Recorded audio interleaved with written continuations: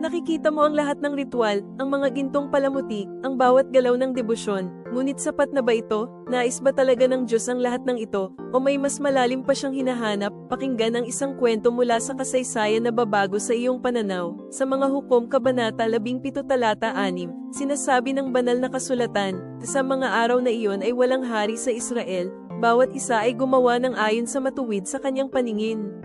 Walang sentral na gabay, bawat isa ay gumawa ng ayon sa sariling pagkaunawa. Hindi ba't ito rin ang nangyayari ngayon? Maraming anyo ng pagsamba ang lumalaganap, ngunit nawawala ang tunay na esensya. Mahal na Diyos, hindi ikaw ay naghahanap ng perpektong ritual o marangyang templo. Ang tunay mong hangarin ay isang puso na handang sumunod, nagmamahal, at lumalapit sa iyo ng buong katapatan. Hindi ang panlabas na relihiyon ang mahalaga, kundi ang malalim at personal na relasyon sa iyo. Tandaan, ang Diyos ay pag-ibig, at ang pag-ibig ang pinakamataas na uri ng pagsamba. Hayaan nating ang ating puso ang maging tunay na altar.